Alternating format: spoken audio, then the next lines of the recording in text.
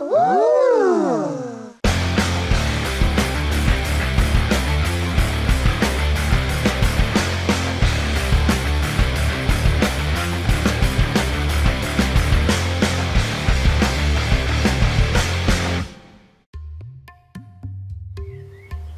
Hey, it's a beautiful day in Casinomeister land. Man, do we have a bitchin' show for you today?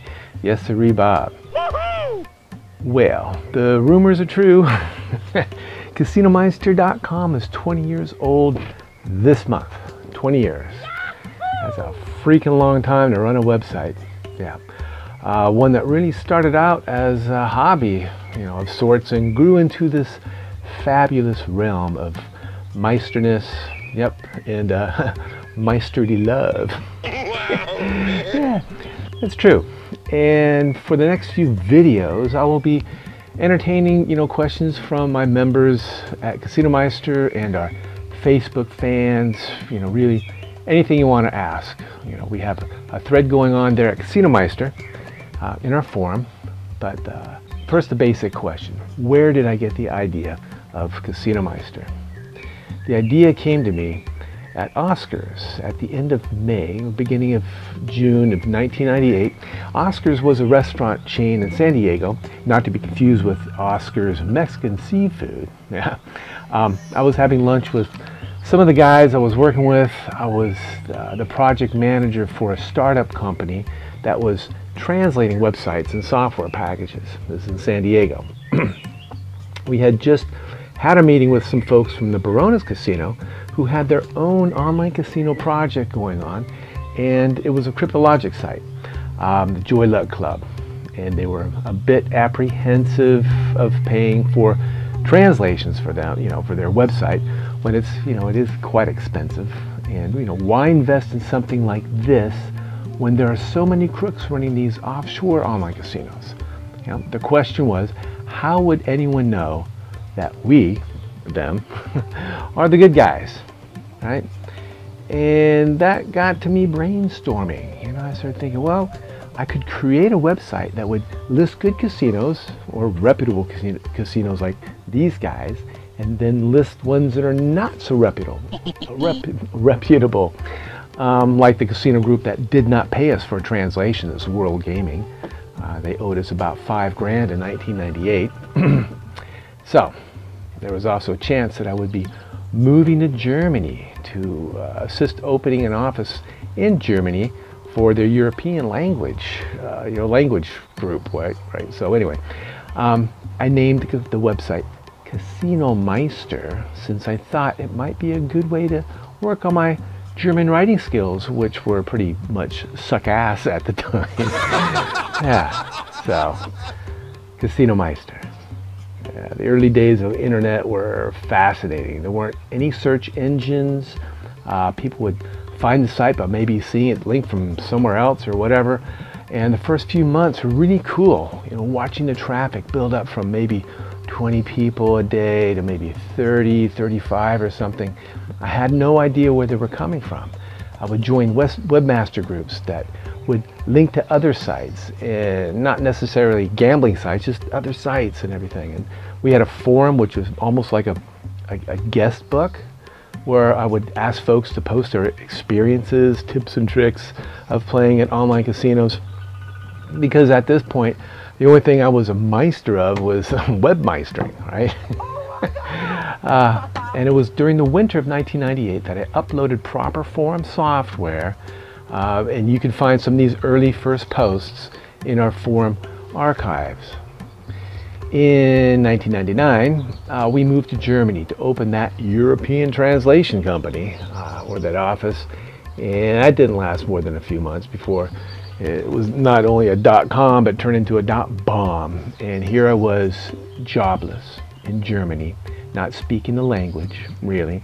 I could do some rudimentary web design, and back then everything was rudimentary back then, and the situation pretty much sucked, right? Months went by, and I did find some small jobs, and I was on the edge of a new career. I found a company in Nuremberg which had offered me a job. It was a company that made hearing aids, of all things, and they wanted me to be their American rep and travel often to Detroit to their U.S. sales office. And they faxed me their contract to sign, and when I received it, the salary was about a third less than what we agreed upon. Say what? Yeah, and this was really a defining low point, where I thought, what the fuck? You know, it was almost as bad as when I had gotten out of the Army. After 11 years of platoon sergeant, squad leader, drill sergeant, combat engineer, paratrooper, and the only job that I could find in San Diego was delivering pizzas. You gotta be shitting me. Which I turned down. You know, I would have rather collected unemployment, which I did, right? But this was the year 2000. Casinomeister was taking up a little bit of like an hour or two of my day, you know, of my time during the day. It was still a hobby in a nerdish way, seeing where the traffic was coming from, watching it slowly increase, blah, blah, blah. And the forum was becoming a bit active then. It was becoming popular, and I was able to sell some ad space on the site. It's like, huh, okay, well, what the hell? I'll put in 100% of my effort into this site, right? And I'll make it my job. It would be able to pay the bills, right? And at this point, it took off. Well, relatively speaking, we'd get about 100 or so visitors a day, and the more I got involved, it grew. And I could go on and on and on about this. You know, a lot has happened in the past 20 years, and I've asked our forum members to pose to me any questions about what it's been like, you know, running a Casinomeister for the past 2 decades. So here we go.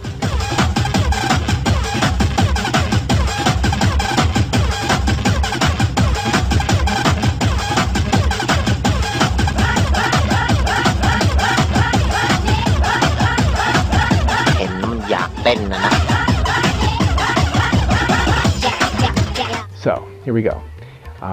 Bryan Bailey, right? He said, back in 1998, what were the most popular online casinos in Europe?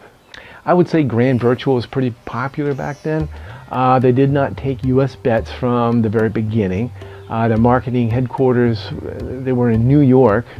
In fact, I was looking at their main casino, Casino Fantasy, when I was designing Casinomeister, and used their gold color scheme for the background. Say what? Yeah, for the Casinomeister prototype. That was, you know, there was also microgaming, right, and Slotland. Lucky Nugget was on the site in 1999, along with Yellow Cab Casino, thanks to Rich Duvall, who was working at / at the time, right? I still have his old emails from back then. He was the first person to buy ad space at Casinomeister. What's the hassle, man? Yeah. Intercasino was another entity as well. The table games were the most popular, really, along with video poker. Slots were not really a thing yet, and this was the late 1990s. Another question. Henry BKK asked, when was the first time you, or casino operators, or game providers seriously discussed responsible gambling? Well, responsible gambling was not really a thing that the operators seemed to be aware of, at least not all that much, you know, back in the early days. A number of casinos would link, they'd link to Gamblers Anonymous and then the GamCare, and it wasn't until around October 2003 that I met with one of the representatives from GamCare, and we talked a bit about the gambling problems that players were having. And it was about this time I thought that Casinomeister should be more active in helping out players, with gambling problems. We started a policy in our forum where we give you an option to quit the forum, and we do whatever we can to block your access. It sort of backfired a few times. In fact, one of the first persons that was blocked after requesting to be blocked sent me an email the next day with 2 words: "Fuck you," in all caps, right? And this person made a game of trying to come back and open fake accounts, and we figured out most of the time. Anyway, As for discussing this with any operators, it wasn't until around January 2004 when I interviewed Ed Ware, the CEO of 32 Red, and he discussed his policies of assisting players via GAM care. And this was the first time I was aware that casinos were dealing with this proactively. Yeah. Next question from Deuce Bag. What was the most memorable player dispute in the past 20 years? Yeah. That's a good one, because there are so many. There have been some real bastard casinos out there, and there have been some real evil players as well. But I think the one that stands out the best would be the Pirate versus Hamptons Casino. This has all the elements of a story worth putting up on the silver screen, really. This is fact is stranger than fiction story, right? Yeah, this started in January 2004, where this guy, who went by the name of Pirate 21, posted in the forum saying that Hamptons Casino owed him $1.3 million, but they wouldn't pay him because they accused him of using a bot. A bot is software that can play for you at increased speeds and with either perfect gaming strategy or flawed gaming strategy, depending on how it's programmed. Anyway, Hamptons Casino was an RTG casino, and this guy was playing a version of blackjack called Caribbean 21. It was bizarre. He was playing something like $10,000 a hand, and he racked up $1.3 million in winnings. Unbelievable. I was at the ICE in London and ventured to the RTG booth to ask them if they knew what was going on and if they were as flabbergasted as I was. And they said, hey, this guy used a bot. The operator has this guy on tape confessing to this. And I'm thinking, what the hell? Yeah, what the freaking hell? This guy stated that he had not used the bot in the forum, and here they have him on the phone, right, talking about how he fessed up using a bot. So I figured, there we have another fraudster, right, trying to get one over on the casino peeps. He had lied to me and the folks in the forum. So I came back and was about to ban the guy, but he pleaded, and he asked me to please look into this. And he said the only reason he claimed to have a bot is because he felt pressured by the casino operator to fess up to something, anything, in order to get paid. So he did. He fessed up having a bot. This is some bullshit. So anyway, this thread goes on and on. He's denying this bot thing. And then finally, the operator of Hampton Casino signs up in the forum and joins the thread.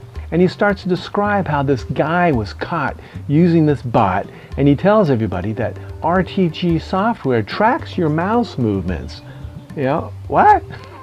It has a mouse tracking system, right? That's what this guy said. And this is where the CEO of RTG joined the same thread and said, bullshit, RTG does not have that capability. Pay the guy, right? So, about this time, the mainstream press got wind of this, and MSNBC reported on this mess. The player was paid in the end, negotiated some, I think, and it shut down Hampton Casino, that's for sure.